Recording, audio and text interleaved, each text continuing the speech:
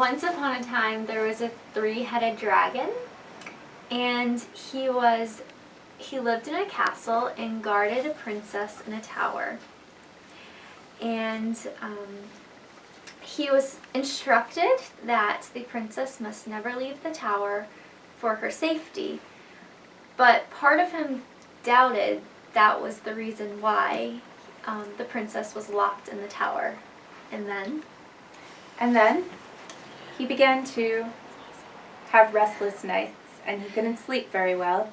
And so he began to have a battle in his own brain. His brain would say, "Oh, gee, I'm really hungry. We should get some of those weeds from around the corner of the castle." And then his mind would say, "Oh, the princess. Oh, someone could be climbing up there. There's gonna be a hailstorm." And like it just would go on. And he got this intense anxiety. And then, what's that part? Oh, the spirit. His spirit would say, "I think with some quiet time, I will be able to get to the bottom of this." So, the next morning, after not sleeping very well, he found a quiet spot, and then he sat on a grassy knoll just by the castle. He could still, the mind was kind of jerking around and like looking like, is she climbing? That looks, oh, okay, that's a bird, sorry. No, that's totally her climbing. No, okay, that's another bird.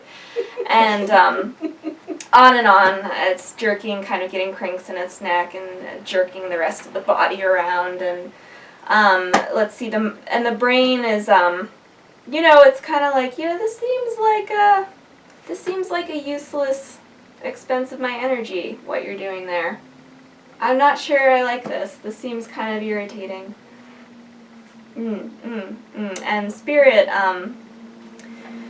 was gazing up at the clouds, and it was smelling the flowers, and it was feeling the ground beneath the tail, and kind of nestling down and feeling the sunlight,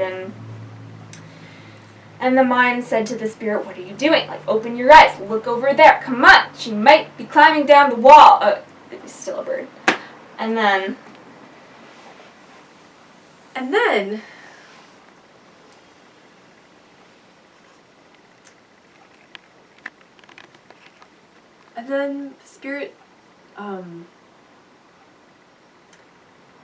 Spirit looked up and saw this beautiful cloud pass by and realized that the form of the cloud kind of reminded the spirit of sort of a rope, like a ladder, and Spirit knew the answer. And then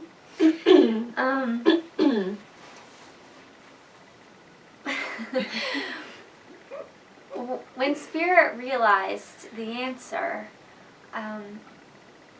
he began to try to talk to the brain and the mind on the dragon. But the brain and the mind. But the mind refused to listen. He was very adamant that we have to follow these rules, and we cannot disobey the king's orders, and that his daughter needed to be safe. But then the brain started, the spirit started thinking about how much she's missing out on the beautiful clouds and the beautiful forest, and she can't see flowers, and he wondered why, and the brain sort of agreed with the spirit and wondered why the king wanted to hide all of this beauty away from the princess. And then the dragon, it occurred to him that if he had one chance in his life, now would be a good time to follow his intuition, because the princess, the longer she stayed in the castle, the more she became sicker and sicker and older, and he could see that time was quickly passing her by. And so he said, "I'm going to go with my intuition." And his mind started going crazy, like on a roller coaster, just like thinking of these horrible thoughts. And then the brain said, "Okay, how can I get my system to just calm down?" The mind started helping him, the spirit started just breathing. And then they released the three of them together decided that they would listen to intuition, and they released the princess. They let her run around through the meadow, and there were wildflowers and waterfalls, and she got to experience all of these things, and the life just came back to her. And then the king came along, and he said, "Ah, you listened to your intuition." And then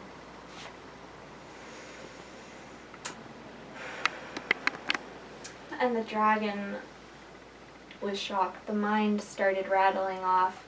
I've been betrayed. I've been hurt. This is terrible. This is a lie. This is a trick. I don't know what's right. I don't know what's wrong. The structure's been disrupted. I thought I was doing something right, and I've been tricked. And the spirit whispered to the brain, and the brain articulated to the mind,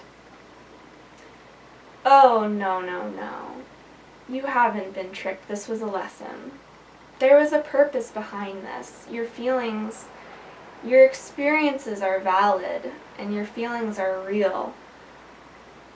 But I'm inviting you to see this differently, if you would." And the spirit whispered to the brain again, and the brain whispered to the mind, "Look how much joy you've brought, and look how much power you have. Look how this experience will serve you as you go out into the world, this ability to listen to your intuition."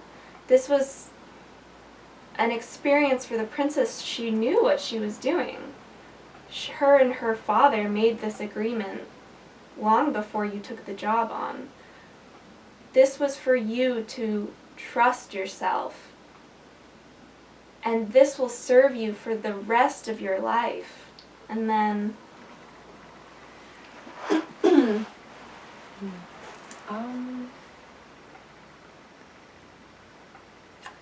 from that day forward, the three-headed dragon really, the brain took care of bodily functions, and the mind every now and again kind of flew off the handle. But it was reminded by the spirit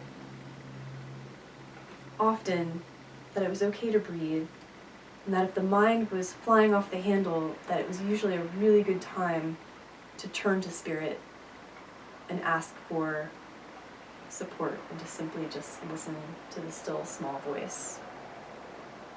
The end. yeah.